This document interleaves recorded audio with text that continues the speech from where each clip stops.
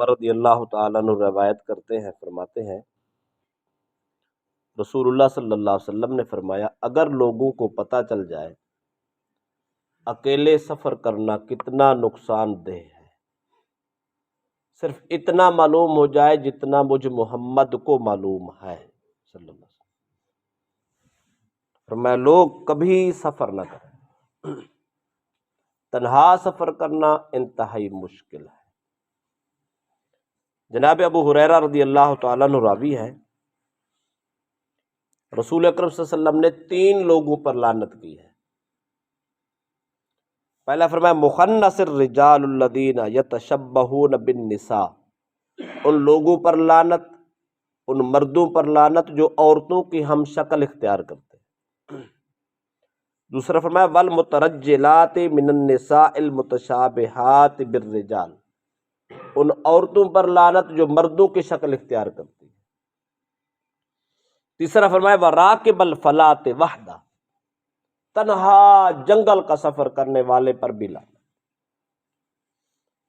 مرد عورتوں کی شکل اختیار کرے تو اللہ کی بنائی تخلیق میں تبدیلی لانا یہ جرم ہے، اس لیے ملعون ہے۔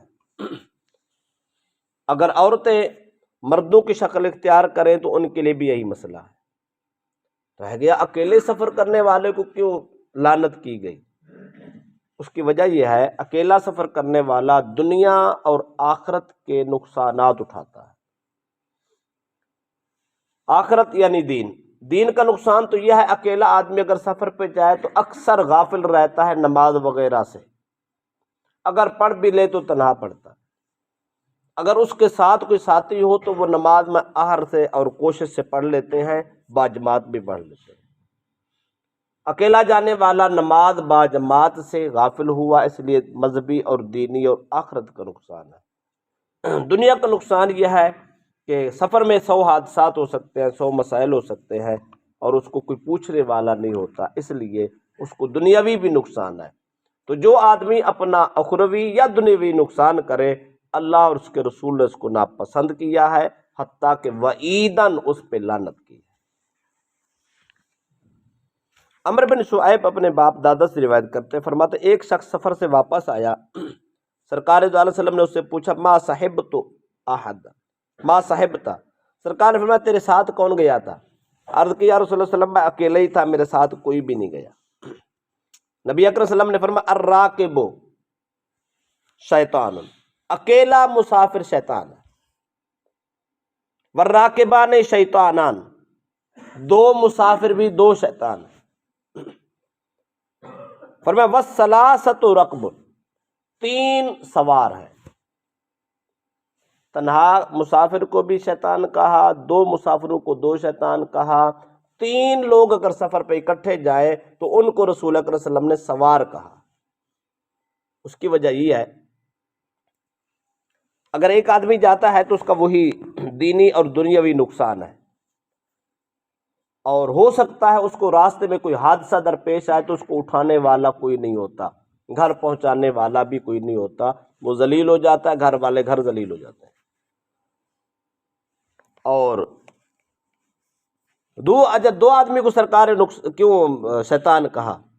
اس کے علماء نے یہ کہا ہے کہ اگر 2 آدمی مسافر ہو، حادثہ ہو جائے، ایک آدمی کی ڈیتھ ہو جائے تو ایک آدمی سے سنبھالنا بہت ہی مشکل ہے، وہ ایسی مصیبت میں پڑ جاتا ہے کہ وہ ساری زندگی کے لیے توبہ کرتا ہے میں نے آج کے بعد کہیں سفر پہ جانا ہی نہیں ہے۔ تو اتنی بڑی پریشانی کا سامنا۔ اور دوسری حکمت یہ ہے سرکار نے فرمایا 2 آدمی کے درمیان تیسرا شیطان ہوتا ہے، 2 آدمی اکٹھے ہوں تو تیسرا شیطان کوئی نہ کوئی اس میں خلل پیدا کر کے ان کو گناہوں کی دعوت دیتا ہے، ان کو ورغلا کے گمراہ کر دیتا ہے۔ تو 2 آدمی کو بھی نقصان ہے۔ فرمایا 3 آدمی کو سرکار نے سوار کہا۔ اس کا مطلب یہ ہے اگر لمبے سفر پہ یا جنگلی سفر ہو یا ایسا ویرانے کا سفر ہو تو کوشش کرنی چاہیے 3 لوگوں کا ایک گروہ ہونا چاہیے، تاکہ دنیاوی اخروی نقصانات سے بچ جائیں، لعنت سے بچ جائیں اور باقی معاملات سے بچ جائیں، اللہ رسول کی منشا کو حاصل کر سکیں۔ آخری حدیث حضرت ابن عباس رضی اللہ تعالیٰ عنہ سے فرماتے ہیں رسول اللہ صلی اللہ علیہ وسلم نے فرمایا خیر الصحابۃ 4، سرکار نے فرمایا سفر کے بہترین ساتھی 4 ہیں۔ آگے فرمایا وخیر السرایا 400، چھوٹے سرائے، چھوٹے لشکر جو جنگوں پہ جاتے تھے اس کو سرایا بولتے تھے۔ سرکار نے فرمایا 400 آدمیوں پر مشتمل جو سرایا ہے وہ بہترین ہے۔ وخیر الجیوش 4000، سرکار نے فرمایا بڑا لشکر جو ہے مجاہدین کا وہ 4000 پر مشتمل ہونا چاہیے۔ اگلا جملہ فرمایا وَلَن يُغْلَبَ 12,000 مِّن قِلَّةٍ، سرکار نے فرمایا 12000 لوگوں کا لشکر جو ہے وہ قلت کی وجہ سے شکست نہیں کھاتا۔ اس حدیث کا مفہوم یہ ہے کم از کم 4 آدمی بہتر ہے، 3 سوار ہے، 4 بہتر ہے۔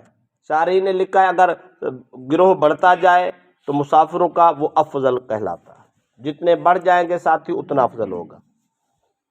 دوسری بات چھوٹا لشکر 4000 پر، بڑا لشکر جو ہے وہ اس سے بھی زیادہ ہے، اور 12000 کا اگر لشکر ہو وہ جنگ لڑنے جائے اس میں سے کئی کمی بیشی بھی ہو جائے تو وہ مغلوب ہو جائے تو قلت کی وجہ سے نہیں ہوتا۔